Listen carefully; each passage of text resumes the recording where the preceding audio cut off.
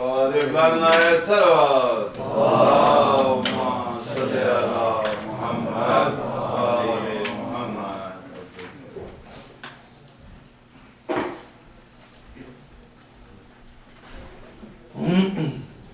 أعوذ بالله السميع العليم من الشيطان اللعين الرجيم. بسم الله الرحمن الرحيم. الحمد لله رب العالمين والصلاة والسلام على سيدنا ونبينا وشفيعنا بالقاسم محمد اللهم صل على محمد وآله الطيبين الطاهرين المعصومين الهداة المهديين الذين أذهب الله عنهم الرجس وطهرهم تطهيرا.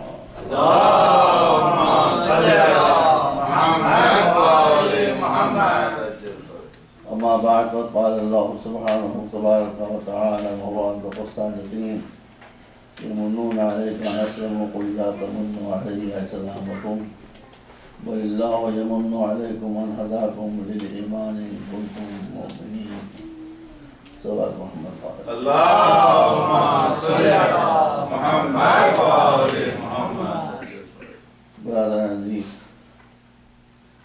اس بزم حسینی کو آباد کرنے کے لیے اللہ سب رات کو بہتر سے بہتر جزائے خیر عطا کرنے. یہ بچے جو ہمارے سامنے معصوم بچے دیکھتے ہیں، ان کے دل ابھی خالی ہیں، خالی دلوں کو بھی محبت ہے ویسے بھر دیجیے آمین. تاکہ یہ عزداری کا سلسلہ نسل بعد نسل انشاءاللہ چلتا رہے. ترجمہ میں آپ کے سامنے پیش کر چکا ہوں، خلاصہ پیش کر دوں. اللہ فرماتا ہے کوئی اگر مسلمان ہوتا ہے تو یہ نہ سمجھے کہ ہم پر احسان کر رہا ہے، بلکہ ہمارا احسان ہے کہ ہم اس کو گائیڈ کیا اگر واقعی وہ صحیح معلوم ہے. میں اس لیے رہتا ہے کہ اسلام ایک پورا سسٹم ہے جس نے آپ کی زندگی کی ہر ضرورت کو پورا کیا ہے. محمد علیہ السلام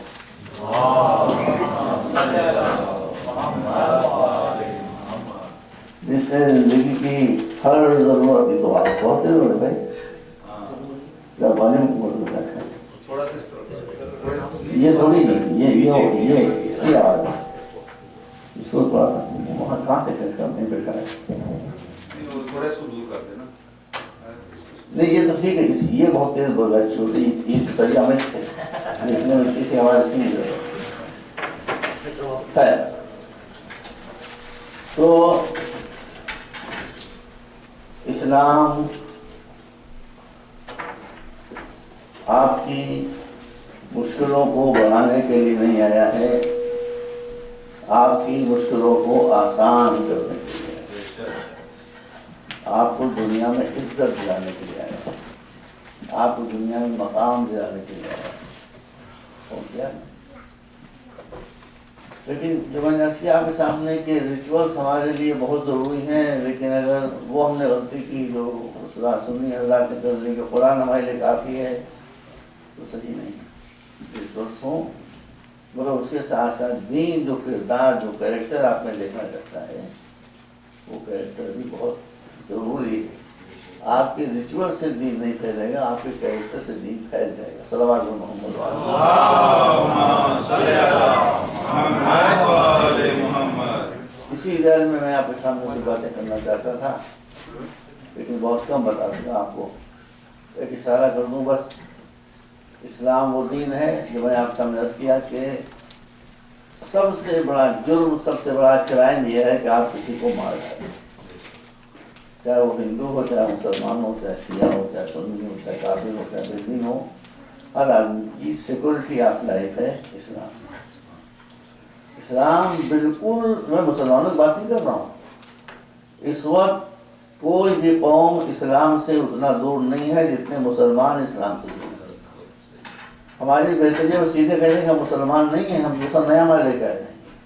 ان کی وجہ سے اگر آپ لوگ پاکستان جا رہے تو تشریف لائے، میں بیٹھا نہیں لیکن میں سنا ہے کہ پاکستان میں گاڑی ہے کراکورم ایکسپریس ہے نا، سنا ہے بڑی خوبصورت ہے. میں نے دیکھی نہیں بھائی، میں نے اس کا سفر کیا لیکن چلیے بہت خوبصورت گاڑی ہے، بہت فاسٹ جاتی ہے. جیسے کہ مجھے بتایا گیا उस पर जाकर तालिबान ने कब्जा कर लिया, बैठ गए। अफगानी बैठ गए, अपनी लंबी लंबी दाढ़ियाँ लिए गए, ऊंचे ऊंचे पैजामे पहने हुए, गंदे संदे लोग बैठ गए। तो मेरे पास अगर टिकट है भी कन्याकुमारी एक्सप्रेस का, तो उन सूरतों को जो गाड़ी में बैठी हुई हैं देखने के बाद मैं अपना टिकट कैंसिल करा दूँगा। गाड़ियों का कसूर नहीं, उन लोगों का कसूर है जिसको बैठे बैठे। यही सूरत इस्लाम की है। इस्लाम एक बहुत हसीन मज़हब, बड़ा खूबसूरत मज़हब है, अल्लाह का बनाया हुआ है, लेकिन इस पर मुसलमान ऐसे गंदे और गलीज़ बैठे हैं कि दूसरे लोग इस्लाम कबूल करने पर तैयार नहीं हो रहे। इसी तरह मैंने अर्ज़ किया आपके सामने, इस्लाम सेकुलर भी है, स्पिरिचुअल भी है। एक बात आप समझ लीजिए कि सिर्फ और सिर्फ इंसान वो है कि जिसमें जान के साथ रूह भी पाई जाती है। बाकी जितने जानवर हैं उनमें जान तो पाई जाती है, रूह नहीं पाई जाती है। जब आदमी मरता है तो जान उसकी निकल जाती है, रूह उसकी कहीं रहती है बाकी। इसीलिए सिर्फ इंसानों का हश्र होगा, जानवरों का हश्र नहीं होगा। समझ रहे हैं? बैल का हश्र नहीं होगा, भैंस का हश्र नहीं होगा, हाथी का हश्र नहीं होगा, घोड़े का हश्र नहीं होगा। इसलिए कि अव्वल उनको अक्ल नहीं दी गई है, दूसरे वो मुकल्लफ नहीं थे। घोड़े पर नमाज वाजिब नहीं है, घोड़े पर रोज़ा वाजिब नहीं है, तो वाजिब ही नहीं तो सज़ा और जज़ा काहे की मिलेगी। इसलिए इंसान के पास चूँकि सिर्फ रूह है, इसलिए इसको राइट ऑफ चॉइस दिया गया है। और राइट ऑफ चॉइस अमल में आ नहीं सकता था उस वक्त तक जब तक इसको वो फैकल्टी न दी जा सके कि जो अच्छाई और बुराई में फैसला नहीं। उसका नाम है अब बहुत बातें थी, लेकिन मैं कुछ थोड़ी बातें आपके सामने रखी, उसका जिसमें मैं 2 मिनट में समेट दूँ। आपने कितनी नमाजें पढ़ी हैं ये काउंट नहीं होगा, कितने रोजे रखे हैं ये काउंट नहीं होगा, कितने हज किए हैं ये काउंट नहीं होगा। और क्या नहीं काउंट क्या बात होगी? मारिफत आपके बगैर में कितनी, आपने क्या समझा है नमाज पढ़ के, क्या सबक हासिल किया रोजे से। आप मुझे एक बात बता दें, आपको भी यकीन आ जाएगा। अगर हुर करबला के मैदान में अपने लश्कर में रहता तो जहाँ और उमर साहब के सिपाहियों पर लानत हो रही है, बेचारे हुर पर भी हो रही है। 1 मिनट का अक्ल का फैसला, 1 मिनट का समझदारी का फैसला, उसने उसको, उसके बेटे को, उसके भाई को, उसके गुलाम को, सबको जहन्नम से निकाल कर जन्नत में पहुंचा।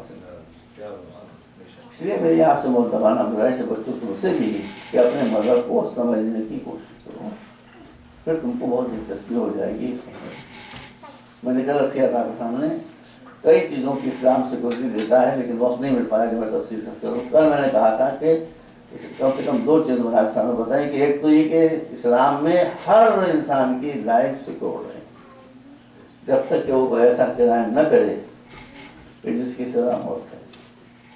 उसके बाद मैंने अर्ज़ किया कि जान से ज़्यादा अहमियत है इंसान की अक्ल की, इसलिए कि ये अक्ल ही वो है जो दुनिया दिलाती है, ये अक्ल ही वो है जो आखिरत दिलाती है ना। स्टूपिड बेवकूफ़ लोगों की कहीं गुंजाइश नहीं है।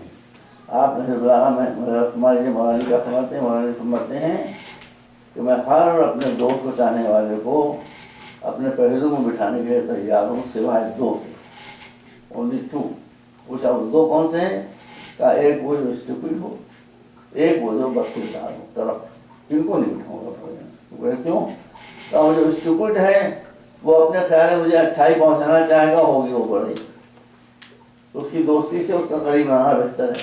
और तरफ जो है वो तो बिकाऊ माल है, जो चाहेगा उसे खरीद लेगा। ये 2 बातें शियों में नहीं आना चाहिए। भाई मौला का हुक्म नहीं लगा मैं मौजूद आपने करने कि मैं अहमक को अपने पास नहीं बिठाऊंगा और जो खराब इंसान है उसको नहीं बिठाऊंगा, इससे मेरी बदनामी हो जाएगी।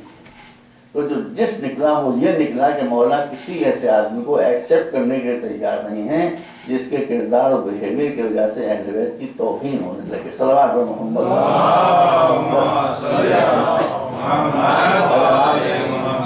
समझना चाहेंगे तो इसी में सब कुछ है, ज़्यादा समझाने में खतरा है। इससे मैं बात को यही बोल रहा हूँ, उसूल मैंने बता दिया, स्टूपिड लोगों का कहीं गुजारा नहीं। جب علی نہیں چاہا تو حسین کہاں سے چاہیں گے؟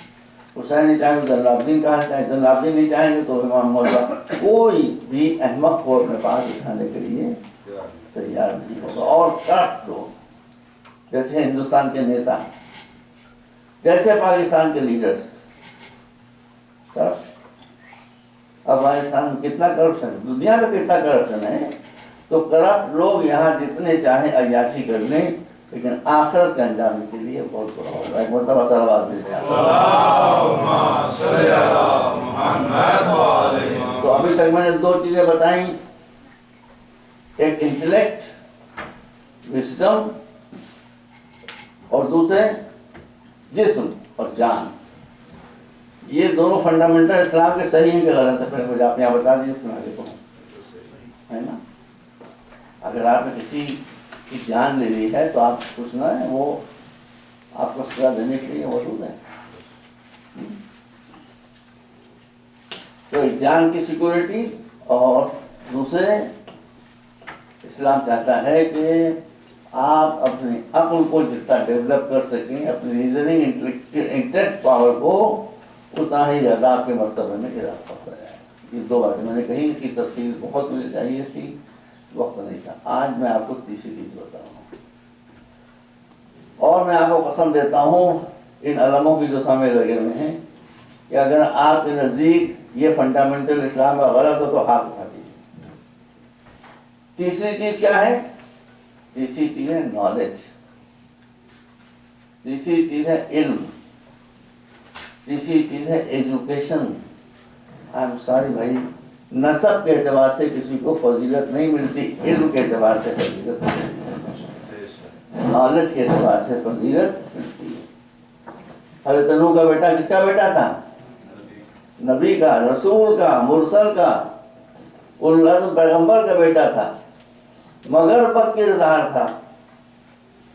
بد کردار ہمیشہ کشتی سے بھاگیں گے، چاہے وہ کشتی نوح ہو چاہے کشتی اہل بیت ہو، وہ اس کشتی سے بھاگیں گے. بھاگ کے کہاں گیا؟ پہاڑ کے اوپر. سب قرآن نے بتا دیا ہے. یہ جو واقعات بیان کیے اس کے اندر بہت سبق ہے آپ لوگوں کے لیے. جو کشتی سے بھاگے گا وہ کہاں بھاگ کر جائے گا؟ سیدھا پہاڑ پر. یہی حضرت نوح کے زمانے ہوا، یہی ہمارے پیغمبر کے زمانے میں ہوا. صلی اللہ علیہ وسلم.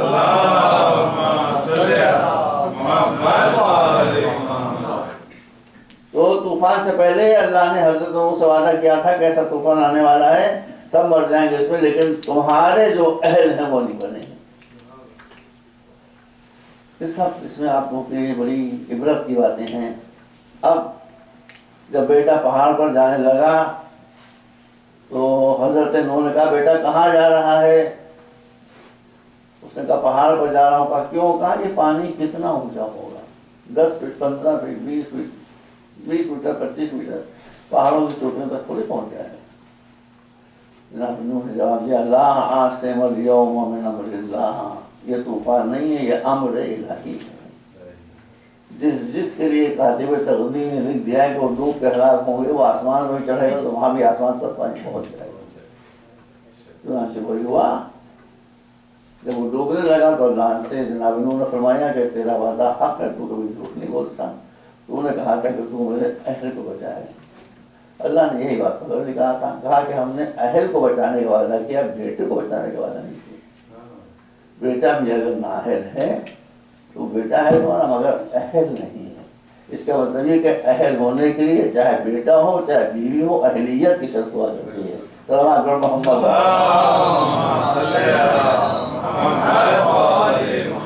تو life, security of life, possible development of your intellect, and the third fundamental is no compromise so far education is concerned. میں کوئی نئی بات تھوڑی کہہ رہا ہوں، میں معذرت کوئی نبی رسول تھوڑی ہوں، میں ایک معمولی انسان ہوں. جو حق دنیا میں کسی نے کسی کو نہیں دیے ہیں وہ حق اسلام نے آپ کو دیے ہیں. میں چیلنج کر رہا ہوں. اب کیا حق ہے؟ Right of education. Hindustan parliament bill پیش ہوا ہے، رائٹ آف ایجوکیشن. ہر بچے کا حق ہے کہ اس کو پڑھایا جائے. میں نے ایک تقریر میں کہا کہ اسلام میں اور انڈین ڈیموکریسی میں فرق یہ ہے کہ یہاں پڑھانا رائٹ ہے، اسلام میں پڑھنا ڈیوٹی ہے۔ رائٹ کو اسلام چھوڑ سکتا ہے، کوئی رائٹ کو انسان چھوڑ سکتا ہے، ڈیوٹی کو انسان نہیں چھوڑ سکتا۔ اب تک ہو گئے۔ رسول نے فرمایا کہ جب کوئی ہنستا کھیلتا بچہ ماں کی گود میں آتا ہے تو 2 ادھیکار لے کر آتا ہے، ایک نالج کا، سمجھ رہے ہیں، ایک نالج کا، اچھی تربیت کا، دوسرا صحت۔ یہ 2 اس کے رائٹ ہیں، پیدائشی رائٹس ہیں، ایک صحت اور ایک نالج۔ مسلمان ماشاءاللہ بچے پیدا کرنے میں تو بالکل آدمی تھوڑی مشین بچے پیدا کرنے، دنا دن بچے نکلے چلے جا رہے ہیں، اور کنچے کھیل رہے ہیں، گالیاں بک رہے ہیں، پہننے کے لیے کپڑے نہیں ہیں، پہننے کے لیے جوتے نہیں ہیں، اسکول جانے کی فیس نہیں ہے۔ اسلام کہتا ہے ایک بچہ پیدا کرو مگر کوالٹی کا۔ 100 بچے پیدا کرنے سے بہتر ہے کہ ایک بچہ پیدا کرو۔ دیکھیں میں پڑھ دوں آیا یہاں پر تاکہ آپ کو شبہ نمبر کیسے کہہ رہا ہوں۔ ارشاد ہے انما اموالکم و اولادکم فتنۃ وان اللہ عندہ اجر عظیم۔ جو تم کو دولت ہم نے دی ہے، جو بچے تمہیں ہم نے دیے ہیں، تم کے مالک نہیں ہو، کسٹوڈین ہے۔ اسی میں تمہارا امتحان ہے کہ تم بچوں کو آگے بڑھا رہے ہو یا پیچھے کس کا رہے ہو۔ ایک مرتبہ صلوات دیں آپ۔ اللہم صلی علی محمد و آل محمد۔ ایک مرتبہ اللہم صلی علی محمد و آل محمد۔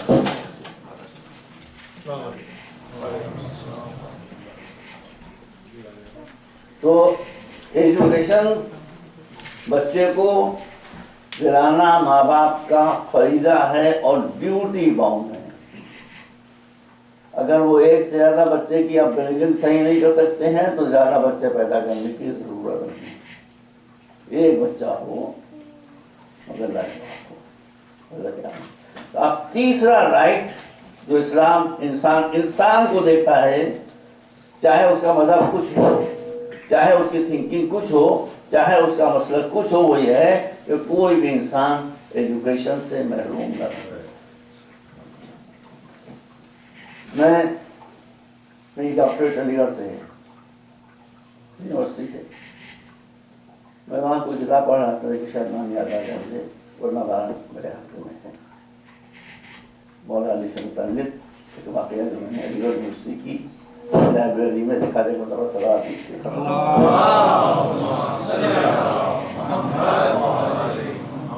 ایک مرتبہ صلوات دی۔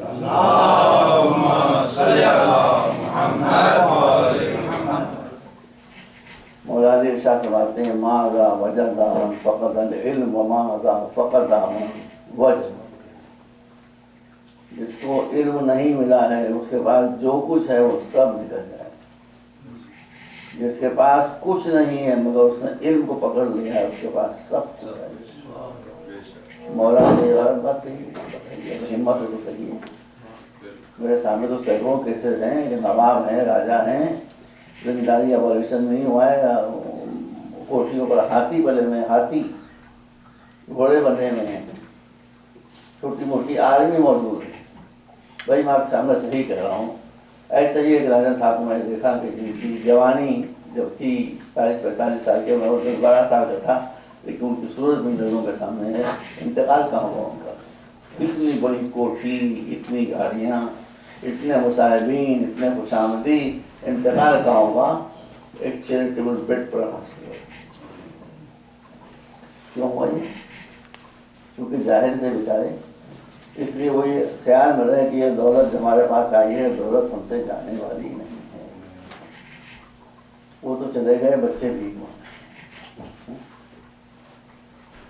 اب قرآن میں ایک آیت آئی ہے کہ جس پر جناب سلیمان نے دعا کی کہ رب ہب لی ملکا لا ینبغی لأحد من بعدی، پالنے والے تو مجھے ایسی گورنمنٹ، ایسی حکومت دے دے کہ میرے بعد کسی کو ملے نہیں، اوباما کو بھی نہ ملے، گورباچوف کو بھی نہ ملے، سونیا گاندھی کو بھی نہ ملے، زرداری کو ملے، ہم کو تو ملے گا وہ 10% کمیشن پاؤں گا۔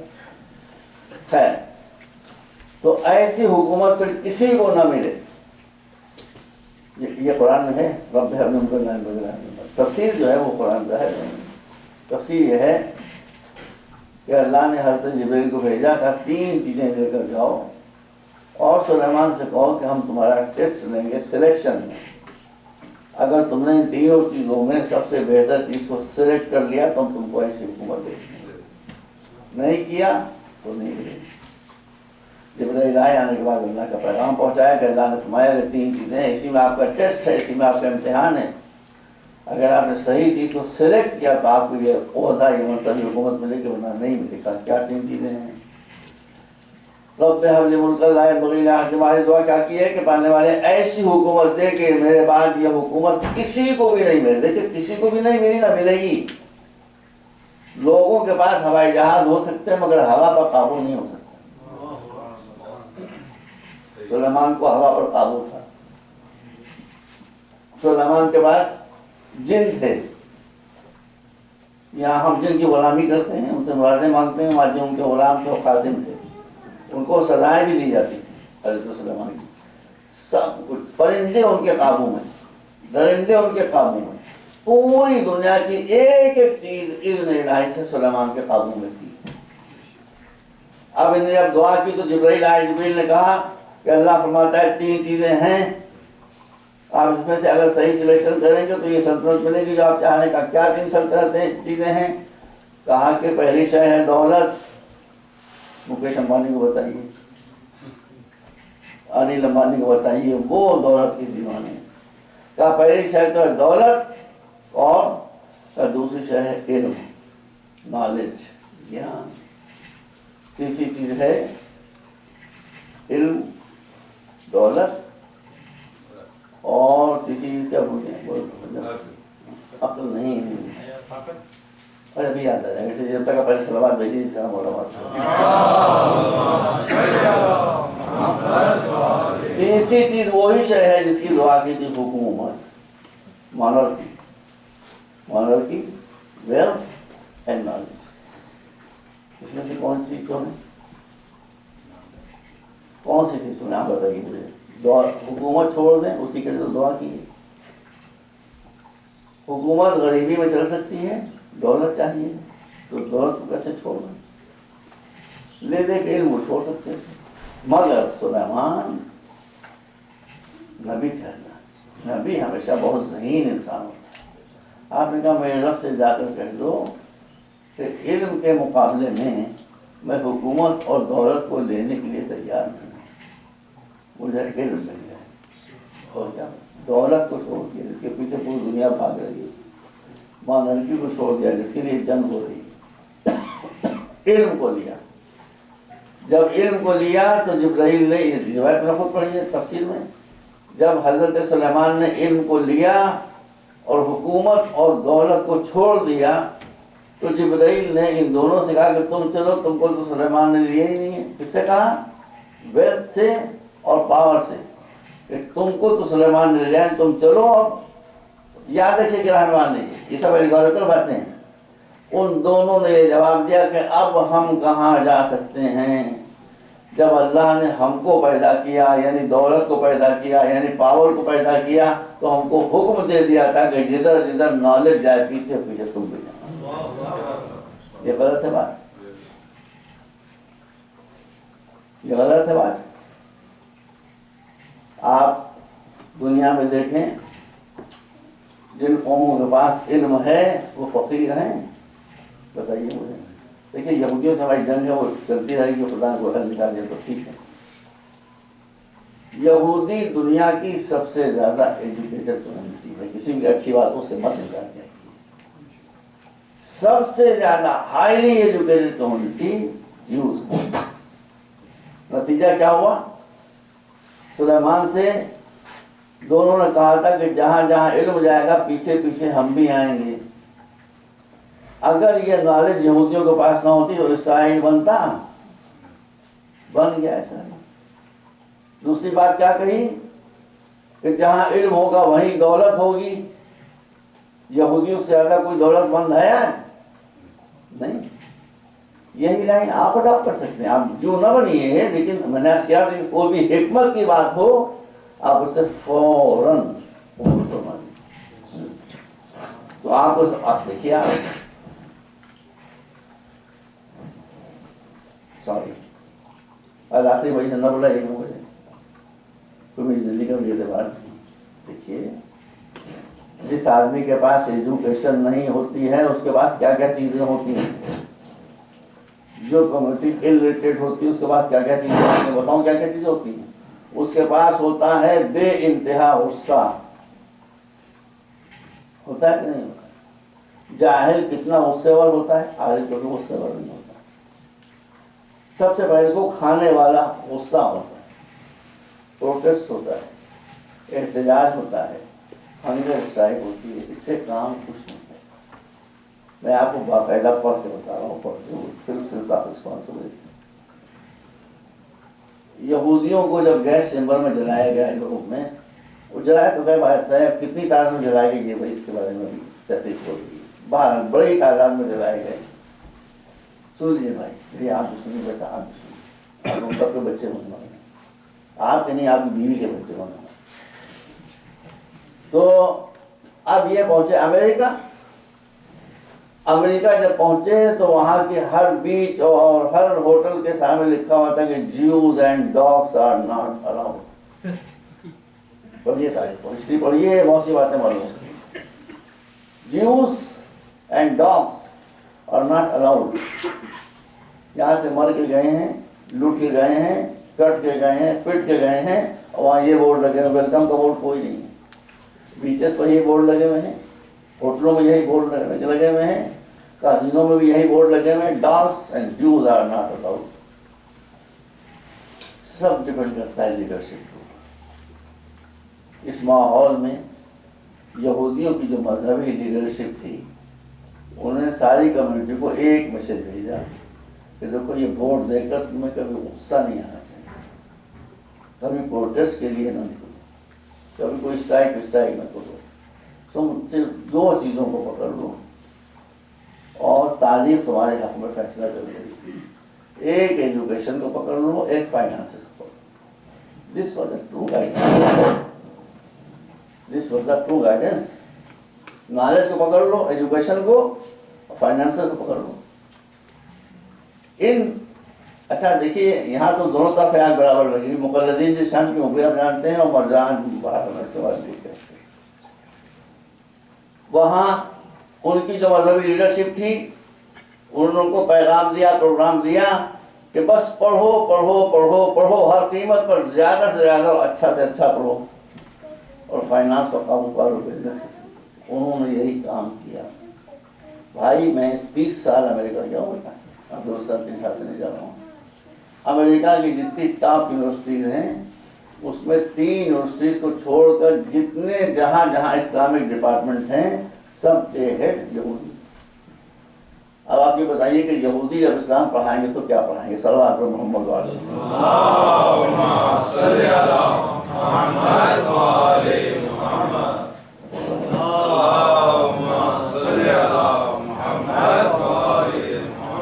یہ میں آپ کو بتا رہا ہوں.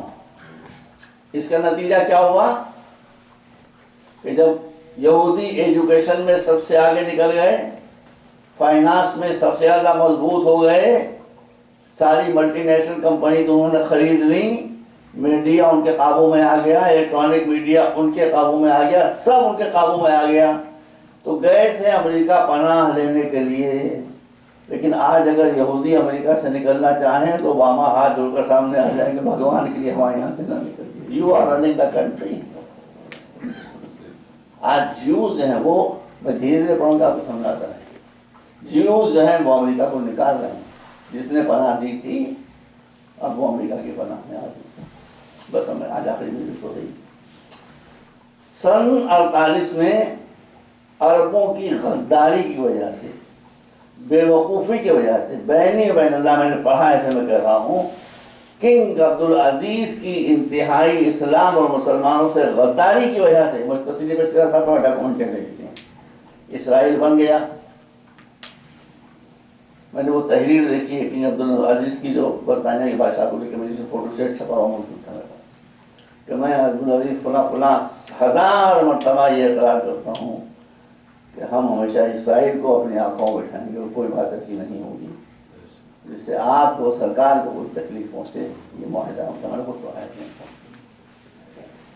خیر یہ تو ہے مصیبت۔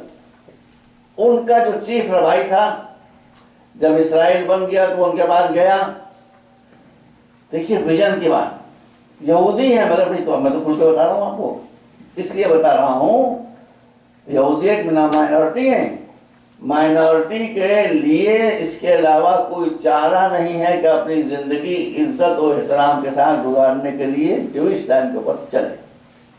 جوئش حضرت ابراہیم سے ہمارے ساتھ حمایت کرتے ہیں بھائی، بدماش ہو گئے، خراب ہو گئے، واحد ہو گئے، لیکن میں تو ان کی اچھی باتیں بتا رہا ہوں۔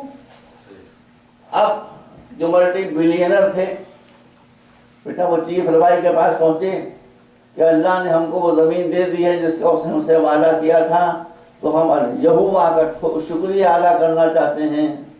کہا کیا شکریہ ادا کرنا چاہتے ہو؟ وہی کہا جو مذہبی لوگ کہتے ہیں، وہی کہا جو مذہبی لوگ کہتے ہیں، وہی کہا جو مذہبی لوگ کہتے ہیں۔ کہا یہ چیکس رکھی ہوئی ہیں، جتنے ڈالرز آپ چاہیں نکال لیں، جتنے کروڑ جتنے ارب ڈالرز آپ چاہیں نکال لیں، مگر یروشلم میں ہمارا جو ٹیمپل بنے، جو سیناگوگ بنے، وہ ایسا بنے کہ ایسی مذہبی عمارت نہ مسلمانوں کے پاس ہو، نہ کرسچن کے پاس ہو، نہ ہندوؤں کے پاس ہو، کسی کے پاس نہ ہو۔ ہمارے مولانا صاحب ہوتے لاٹ ٹپک پڑتی، کیونکہ مسجدیں جو بنتی ہیں اس میں اللہ جو ہوتا ہے ملا ہی ہوتا ہے۔ مسجد بننے کے بعد جو ڈنڈا لے کر محراب میں کھڑا ہو جاتا ہے وہ اپنے ہی لیے مسجد بناتا ہے، بیٹا ایکسیپشن ویری فیو۔ تو پریسٹ نے یہ جواب دیا کہ تم اتنا ارب ڈالر مجھے دینے کو تیار ہو، ارے اس کے 10 گنے بھی ڈالر تو مجھے دو گے اور میں پورا سیناگوگ سونے کا بنا دوں گا، ہیرے جواہرات سے اس کو سجا دوں گا۔ یہ بتاؤ جس یہوہ کا تم ٹیمپل یا سیناگوگ میاں بنوانا چاہتے ہو اس کی نظر میں اس کی وقت کیا ہو؟ اگر سونے کا بھی سیناگوگ بنا دیا ہم نے، اس کی نظر میں کیا وقت ہوگی؟ دنیا میں تو کہیں واہ واہ واہ پوری بلڈنگ سونے کی بنی ہوئی ہے، اس کی نظر میں کیا وقت ہوگی؟ اس کی نظر میں کوئی وقت نہیں ہوگی۔ تو جب اسی کی نظر میں کوئی وقت نہیں ہے تو ایسا ٹیمپل یا سیناگوگ بنا کے تم کیا کرو گے؟ یہ پیسہ مجھے دے دو، میں اس پیسے سے فنڈ بناؤں گا۔ اس فنڈ کا مقصد خدا کی قسم، دیکھیے دشمن نے ہمارے واللہ بہت برا برتاؤ نمازہ کیا ہے، لیکن ہم تو جو حقیقت بتا رہے ہیں۔ تو اس نے کہا کہ یہ فنڈ جب تم مجھ کو دے دو گے میں اس کو ریزرو کر دوں گا، اس کے ذریعے سے میں ان یہودی بچوں کو پڑھاؤں گا کہ جو غربت کی وجہ سے نہیں پڑھ پا رہے ہیں۔ بیٹا دس واز دی ویژن۔ ہمارے دل میں یہودیوں کو کوئی ہمدردی نہیں ہے، لیکن میں عرض کر چکا آپ کے سامنے کہ الحکمت ضالۃ المومن، حکمت کی بات کہیں بھی پائی جاتی ہو اسے لے لو۔ اب وہ فن بن گیا، کوئی یہودی بچہ آپ کو جاہل دکھائی دیتا ہے؟ کوئی یہودی بچہ آپ کو غریب دکھائی دیتا ہے؟ نہیں۔ جب 2 چیزوں پر قبضہ ہو گیا، ایک دولت پر، ویلتھ پر، دوسرے ایجوکیشن اور نالج پر، تو پوری دنیا ان کے قبضے میں آ گئی۔ اب ان کا فائدہ یہ تھا کہ جب ان کو اللہ نے اتنی نعمت دی ہے تو وہ بھی اللہ کے شکر گزار بندے بنتے ہیں، کفران نعمت نہ کرتے۔ مگر جب آدمی کو دولت ملتی ہے دماغ اس کا خراب ہو جاتا ہے۔ اب یہی یہودی ہیں جن سے ساری دنیا عاجز ہے، مسلمان ہیں تو مصیبت میں ہیں۔ اب کتنی مصیبتیں ساری دنیا کے لیے کھڑی کر رہے ہیں۔ ایک ریسرچ یہ بھی ہے کہ دنیا میں جتنی بڑی بڑی جنگیں ہوئی ہیں ان سب کے پیچھے یہودی برین کا جو کام کر رہا ہے۔ ان کا برین کیا ہے؟ ان کا برین یہ تیز لوگ ہیں نا بہت، ان کا برین یہ ہے کہ جب ہمارے دشمن آپس میں لڑتے رہیں گے تو ہم سکون سے بیٹھے رہیں گے۔ واللہ یہی کا پلان ہے۔ شیعہ سنیوں سے لڑ رہے ہیں، سنی شیعوں سے لڑ رہے ہیں، دیوبندی بریلویوں سے لڑ رہے ہیں، بریلوی دیوبندیوں سے لڑ رہے ہیں۔ ہمارے ایک شاعر تھے بھائی شاعری منظر لکھنوی، ان کا شعر لکھنؤ کی زبان میں ہے، شاہ پاکستان میں جائے گا۔ وہ کہتے ہیں غلام کو بلند کے کہ مرگ عاشق پر فرشتہ موت کا بدنام تھا۔ سمجھ رہے ہیں کہ سمجھ رہے ہیں؟ مرگ عاشق پر فرشتہ موت کا بدنام تھا، وہ ہنسی روکے ہوئے بیٹھا تھا جس کا کام دنیا میں جو موت کی آندھی آئی ہوئی ہے، یہ موت کی آندھی جو چلا رہا ہے، آنکھیں بند کی مسکرا کر دیکھ رہا ہے کہ یہ بھیڑیں، یہ بکریاں آپس میں لڑ رہی ہیں، ہم چین سے سکون سے بیٹھے ہوئے ہیں۔ صلوات پر محمد اللہم صلی علی محمد وآل محمد۔ ایک مرتبہ اور صلوات۔ اللہم صلی علی محمد وآل۔ اس زمانے میں شیعوں کی ذہانت مشہور تھی۔ ذہانت جانتے ہو کیسے کہتے ہیں؟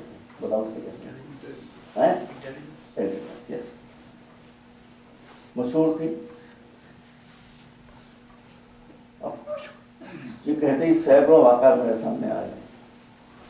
میں نے بتا میں علی گڑھ میں ریسرچ کر رہا تھا اور میں وہاں کتابیں دیکھ رہا تھا مینوسکرپٹس سیکشن میں امرزاد لائبریری میں، تو مجھے غالب کا ایک خط ملا۔ غالب سنی تھے نا، مگر ہماری دعا لکھتے سنی سب غالب کیسے ہو جائیں، ہم کو سکون ہو جائے، سب کیسے ہو جائے، ہمیں سکون ہو جائے۔ بے انتہا اہل بیت کے کہنے والا بھوپال سلفی حضرات کا مرکز تھا ہمیشہ۔ سلفی جانتے ہیں نا، بہت لیڈر ہوتے ہیں، ہمارے ان سے بھی تعلقات ہیں، لیڈر واقعہ بتا رہے ہیں۔ میں نے وہ خط پڑھا جو غالب نے بھوپال کے مفتی کو اس کے خط کے جواب میں لکھا تھا۔ بھوپال کے مفتی اعظم نے غالب کو خط لکھا تھا، اور کیا لکھا تھا، اس کا جواب غالب نے دیا تھا، وہ میں نے پڑھا تھا۔ اب مجھے اطلاع ملی ہے کہ یہ خط غالب کا نقوش لاہور کا جو غالب نمبر چھپا ہے اس میں یہ چھپ چکا ہے۔ سنی حضرات نے اسے ایکسیپٹ کر دیا ہے، شاید ہم تو ویسی چھوٹ ہوتی ہے، کچھ بولے نہیں وہ واقعہ ہے۔ واقعہ یہ ہوا کہ جب غالب نے ایک غزل کہی اور اس غزل کا مقطع یہ کہا کہ غالب ندی میں دوست سے آتی ہے بوئے دوست، سمجھ نہیں رہا مجھے پتا ہے، غالب ندی میں دوست سے آتی ہے بوئے دوست، مشغول حق ہوں بندگی بوتراب، بیٹا مشغول حق ہوں بندگی بوتراب ہوں۔ اب یہ شعر جو تھا اور وہ بہت پھیل گئی، تو بھوپال کے جو مفتی اعظم تھے، نام مجھے یاد نہیں رہا ہے، انہوں نے ایک بہت سخت خط غالب کو لکھ کر اپنی شامل بلا لی۔ انہوں وہ خط میں نے خود پڑھا ہے بھائی، میں اس کے بہت سے پورشن ہنس کر رہا ہوں، تو لیٹی نہیں بیٹھی ہے، اور غالب کے جواب بھی بہت سے ٹکڑے ہنس کر رہوں گا، یاد مجھے سر۔ انہوں نے کہا کہ مرزا نوشا تمہارا جہنم میں جانا تو یقینی تھا، اس لیے کہ جواری تم ہو، شرابی تم ہو، تقویٰ تمہارے پاس ہے نہیں، نماز پڑھتا نہیں، تو جہنم میں جانا تو طے تھا، مگر ایک چانس یہ تھا کہ گناہگار کی ہو سکتا ہے اللہ بخشش کر دے، ایک 1% چانس یہ تھا 1% کہ تم شاید نجات پا جاؤ۔ مگر یہ شعر کہہ کے جس کا دوسرا مثال ہے غالب ندی میں دوست، مشغول حق ہوں بندگی ہے بوتراب میں، اللہ کی بندگی کرنا چاہیے، بوتراب کی بندگی کہاں سے کر رہے ہو؟ تو اس سے تو تمہارا شرک ظاہر ہو گیا، یو آر اے مشرک، اس لیے اب تمہارا جہنم میں جلنا یقین ہو گیا۔ آپ مجھے یہ بتائیے کہ مفتی اعظم بھوپال نے جو خط لکھا تھا غالب کو، تو اس کے جواب کا انتظار کر رہے ہوں، اور یہی سوچ رہے ہوں کہ جواب میں لکھا گا حضرت قبلہ تعالیٰ مفتی شرع متین اور یہ وہ مدظر اللہ العلی اور آپ نے تحریر فرمایا ہے، اس کی توجیہ یہ ہے، یہ ہے، یہ سب ہوگا۔ غالب نے وہ خط پڑھا، اس کا جواب لکھا، اس جواب کی کاپی مولانا آزاد لائبریری میں اس کی ڈویژن ابھی موجود ہے اور پوسٹ لاہور میں چھپی سے مجھے بتایا گیا۔ اتنا بڑا مفتی، گرینڈ مفتی آپ کو پال اسٹیٹ، اس زمانے میں وہ سلفیت کا مرکز تھی، صدیقہ سخاوی کی۔ غالب نے خط یہاں سے شروع کیا، سناؤں ایک لفظ مجھے یاد ہے، بیچ میں کاٹ دوں گا۔ غالب نے خط جو لکھا وہ یہاں سے شروع کیا کہ ابے مفتی سن، ابے مفتی سن، تو یہ سنتے ہی سن ہو گئے، ابے مفتی سن، انہوں نے میرے شعر کے بارے میں یہ اور یہ اور یہ اور یہ لکھا ہے، اب کیسے پڑھوں، اشارہ میں پڑھ رہا ہوں۔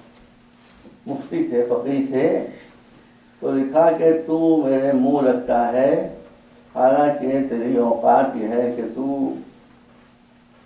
عورتوں کے جو نجس خون ہوتے ہیں ابو حنیفہ کے مسائل کے تھرو تو ان کے حوضوں میں غوطے لگانے والا. تو یہ میں نے کاٹ دیا، کیا کروں. مسائل ابو حنیفہ میں جو نجس خونوں کا بیان ہے ان کے حوضوں میں جملہ بعد میں کیسے میں تو پڑھ رہا ہوں، کیا مطلب.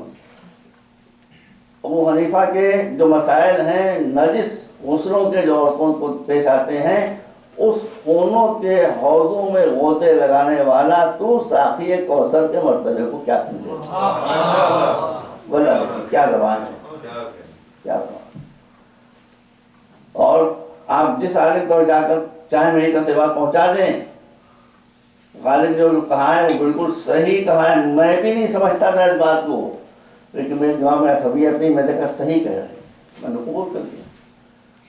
اس نے کہا کہ مفتی تو مجھے مشرک بنا رہا ہے، تجھے معلوم ہی نہیں کہ شرک کی ڈیفینیشن کیا ہے، شرک کی تعریف کیا. سنیے بالکل صحیح ہے یہ تعریف، کم سے کم میرے بھی تو صحیح کو تعریف ہو. کہا کہ جو اللہ کی ذات و صفات میں کسی کو شریک بنائے، کسی کو پارٹنر بنائے وہ مشرک. جو خاتمیت حضور کریم میں کسی کو شرک حصہ دے وہ مشرک، اور جو ولایت و امامت مرتضوی میں کسی اور کا قائل ہو وہ مشرک. صحیح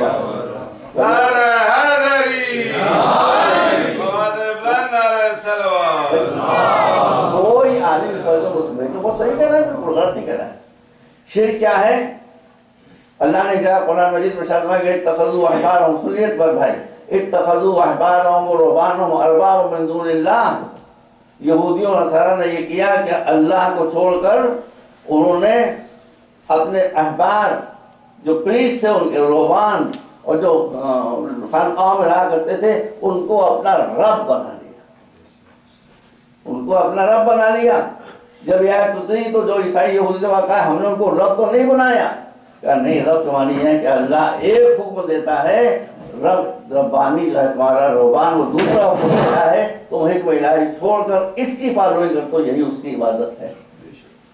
دیکھیے آپ نے، تو اس کا مطلب ہے کہ جو حکم میں شریک قرار دے وہ بھی مشرک ہے.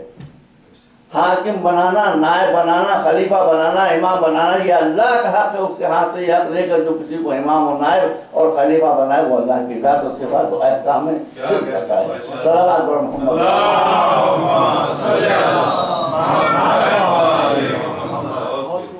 میں سب کر دیتی ہیں بس اس وقت فقط ہو جائے گی. تو اس کے بعد کیا لکھا ہے؟ اس کے بعد لکھا میں تو مر گیا ہوں، ختم ہو گیا. اس کے بعد اس نے لکھا کہ مفتی تو نے مجھے لکھا ہے کہ میں جہنم میں ضرور جلوں گا، تو یہ میرے لیے کوئی نئی بات نہیں ہے. مجھے معلوم ہے کہ میں جہنم میں جلوں گا. کہتا ہے کہ مجھے خود معلوم ہے کہ میں جہنم میں جلوں گا، لیکن مجھے یہ معلوم ہے میں کیوں جلوں گا، تجھے نہیں معلوم کیوں جلوں گا. میں تجھے بتاتا ہوں کہ میں جہنم میں صرف اس لیے ڈالا جاؤں گا کہ میں علی کے دشمنوں کو برداشت نہیں کر سکتا. اللہ اس کی جزا مجھے یہ دے گا کہ مجھے جہنم میں ڈال کر آتش جہنم کا ایندھن بنا کر تیرے ایسے دشمنان اہل بیت کے لیے جہنم کی گرمی کو کچھ اور تیز کر. مر گیا ہوں اس دفعہ اس لیے کیونکہ جواب مجھے کہیں وہاں ہاں کہیں دکھائے. یہ شیعوں کی ذہانت، یہ ذہانت ختم ہو گئی. ہمارے یہاں ایک بادشاہ تھے، واجد علی شاہ آخری بادشاہ تھے. ان سے لوگوں نے تخت حکومت چھین لیا، سارا واقعات معلوم ہے. بہت مذہبی آدمی تھے، ان کی مولا کی شان میں نوحے ہیں، مرثیے ہیں، بہت مولائی آدمی تھے واجد علی شاہ. ان کا ایک بھانڈ تھا. بھانڈ جانتے ہیں آپ لوگ کس کو کہتے ہیں؟ نام بتائیے، ڈیفینیشن کو میراثی کہتے ہیں. تو اس کا نام تھا سلامت. اس بھانڈ کا نام اویشیا تھا. تو محرم کی کسی تاریخ کو اس نے کہیں پر ایک بہت شاندار شربت کی سبیل لگائی تاکہ حسین کے نام پر پیاسوں کے پیاس، جو اس کا نام تھا سلامت. وزیر اعظم نے بادشاہ سے کہا کہ وہ غریب آدمی ہے اتنا پیسے والا، اور بڑی شاندار سبیل لگائی ہے اس نے مولا کے نام کے اوپر، اس کا نام سلامت یاد رکھیے گا، آپ چلے جائیں گے تو اس کا دل بڑھ جائے گا۔ بادشاہ یعنی وزیر کے ساتھ سواری پر بیٹھ کے بغیر اطلاع کے ایک دم سے سبھی کو پر آ گئے، اور وہ جلدی سے کھڑا ہو گیا، اور وہ لکھنوی انداز میں جھجو کے جو سلام ہوتے ہیں، فرشی سلام، وہ سب کرنے لگا۔ اس کے بعد دعا کیا تھی سن لیجیے، حضور تشریف لائے، یہ وہ زبان چلی تو چلی، اب میں تو سوائے دعا کے کچھ نہیں کر سکتا ہوں، خدا حضور کو صحیح و سالم رکھے اور حضور کی بیگم کو سلامت رکھے۔ آپ سمجھے، سلامت رکھے۔ خالد علی شاہ کو اتنا غصہ آیا، انہوں نے تلوار کھینچ لی اسی گردن اڑانے کے لیے۔ وزیر نے کہا حضور آپ نے اس کو مار ڈالا تو آپ کے تاریخ سے مٹایا نہیں جا سکے گا، چپکے سے تلوار رکھ لو، ہو گئی۔ شیعوں تو اللہ ذہانت مشہور ہے۔ یہ ذہانت کب آتی ہے؟ جب آدمی خوش مزاج ہو، جب مسائل نہ ہو، پیسہ ہو اس کے پاس، مکان ہو، جو سہولتیں ہیں وہ سب موجود ہوں، اور ایجوکیشن ہو اور نالج ہو، تب انسان کی ذہانت کام کیا کرتی ہے۔ صلوات و محمد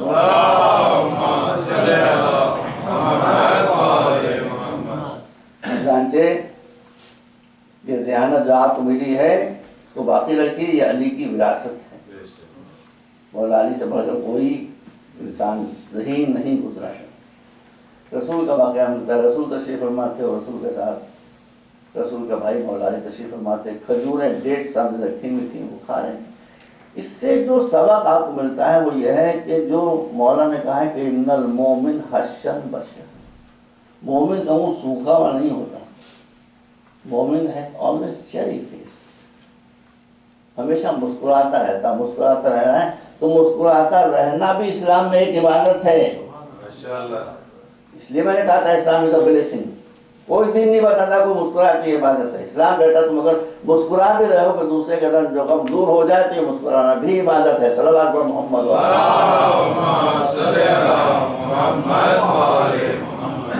وہ 1.5 سکے میں تین رسول یہ کر رہے تھے کہ 1.5 نوٹ فرماتے تھے اور گٹی چپکے سے علی کے سامنے بڑھا دیں، مولا بیٹھے دیکھ رہے تھے، 1 2 4 10 جتنے بھی کھجوریں 1.5 نوٹ فرمائی سب کی گٹیاں مولا علی کے سامنے رکھی تھی۔ جب 1.5 سال ہوئی تو مسکرا کہا علی دیکھو تم نے کتنی زیادہ گٹھلیاں کھائیں، کتنی زیادہ کھجوریں کھائیں، گٹھلیوں کو کاؤنٹ کرو اور سمجھو کہ تم نے کتنی گٹھلیاں کھائیں۔ اور کہا حضور اجازت ہو تو عسکروں کا کہو، کہا اس نے زیادہ کھجوریں کھائیں جس نے کم سے کم گٹھلیاں چھوڑ دی، یا اس نے جو گٹھلیوں سمیت کھا گئے۔ اس لیے میری آپ سے گزارش ہے کہ آپ اسلامک کلچر محمد و آل محمد کا اختیار، یہ دوسرا اسلام ہے۔ اس کا طالبان سے کیا تعلق ہے؟ اس کا القاعدہ کے گدھوں سے کیا تعلق ہے؟ صلوات محمد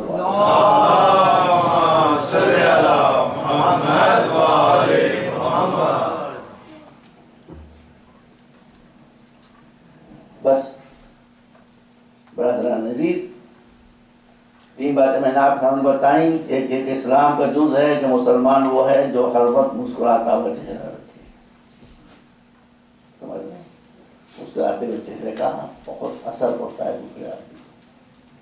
اسلام ہر انسان کو سیکورٹی آف لائف دیتا ہے۔ اسلام ہر بچے کے لیے ایجوکیشن لازم قرار دیتا ہے۔ آپ بچے کو جو ایجوکیشن دیں گے یہ بچے کا فیوچر بھی سنبھالے گی اور آپ کے جنت بھی بنائے گی۔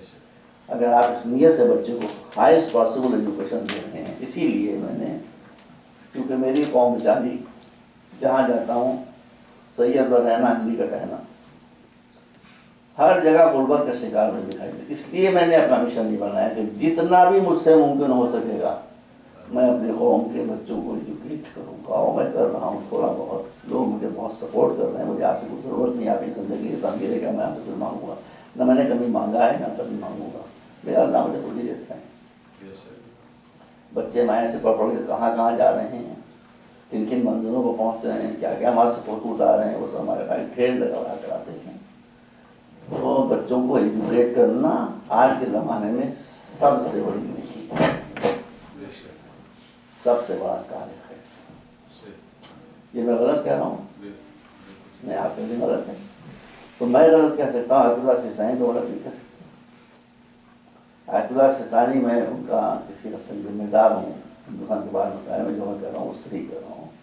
انہوں نے فرمایا ہے کہ بچوں کی ماڈرن ایجوکیشن، ہماری کمیونٹی میں اگر بچوں کی ایجوکیشن کی ماڈرن ایجوکیشن کے لیے صحن امام کی ضرورت ہے تو میری طرف سے اجازت ہے، وہ صحن امام بچوں کی ماڈرن ایجوکیشن میں استعمال کر سکتے ہیں۔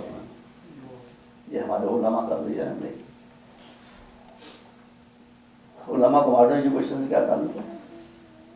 مگر وہ جانتے ہیں کہ قوم کی عزت اسی وقت بنے گی جب ایجوکیشن میں سب سے اب اس کے بعد آپ کچھ نہیں کہہ سکتے، اس کے بعد آپ کچھ نہیں کہہ سکتے۔ بس اہل بیت مولا نے فرمایا کہ رضینا قسمت الجبار فینا لنا علم وللاعداء معلوم، میرے معبود ہم تیری تقسیم پر راضی ہیں کہ تو نے ہم کو دولت دی ہے علم کی، اور ہمارے دشمنوں کو دولت دنیا دی۔ علم کی دولت جس کے پاس آتی ہے وہ کبھی مرتا نہیں، پیسہ روپیہ جس کے پاس آتا ہے وہ کبھی جیتا نہیں۔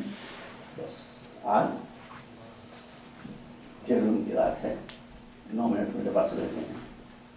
ایک غریب چہلم، ایک بیگس کا چہلم۔